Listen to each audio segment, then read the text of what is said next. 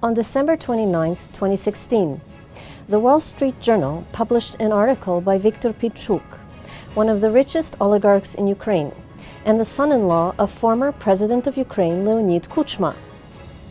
This article is entitled, "Ukraine must make painful compromises for peace with Russia."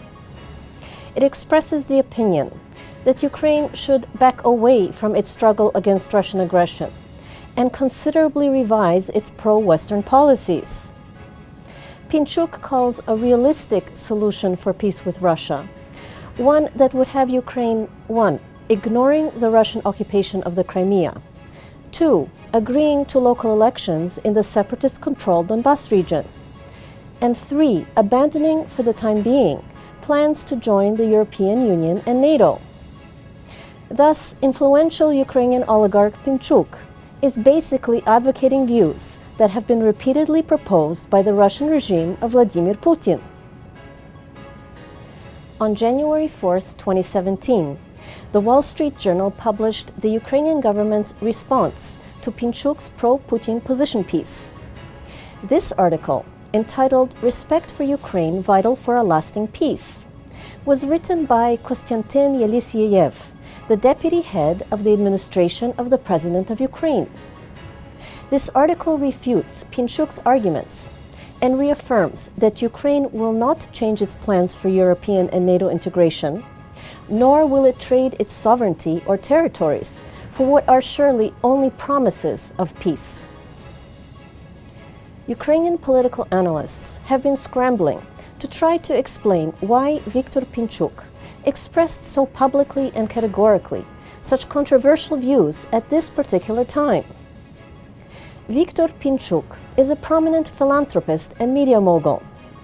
He is a personal and influential friend of many Western leaders and members of political elites. He is also the son-in-law of Leonid Kuchma, who is one of the main mediators on behalf of Ukraine in the Minsk process. But Pinchuk is also an oligarch who has generally been very cautious in expressing himself about politics. According to analyst Petro Oleszczuk, Pinchuk's recent statement is a clear indication that he and Ukrainian oligarchs in general are deeply integrated with and dependent on Russia. And so, for the sake of their own financial interests, they are willing to promote Russian policies, even if these policies run counter to Ukraine's national interests. Хочеться робити бізнес, хай шукають інше місце, можливо, майже іншу країну. Труби можна випускати повсюду, не лише в Україні.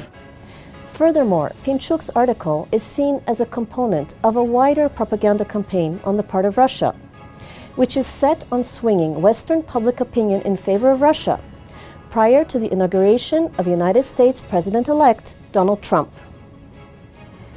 In addition to Pinchuk's article, another element of the pro-Putin propaganda campaign is seen to be the recent statement by French politician Marine Le Pen, who leads the far-right Front National, or National Front Party, in France.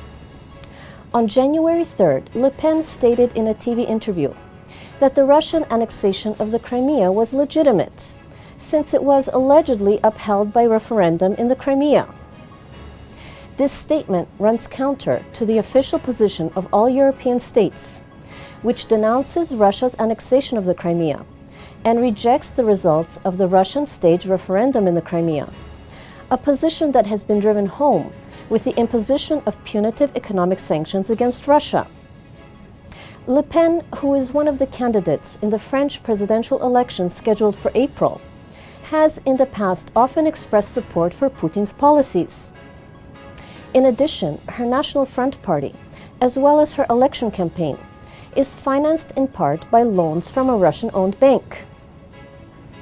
Petro Oleszczuk and other analysts predict that the Putin government's propaganda campaign may intensify in the coming weeks, as Russia likely wants to manipulate the changing political landscape in the West in order to improve its international standing and to wriggle free from the economic sanctions imposed on it for its aggression against Ukraine. I'm Tania Stech, and this was Ukraine in the News. Канал 1+1 тепер доступний на Bell International Programming.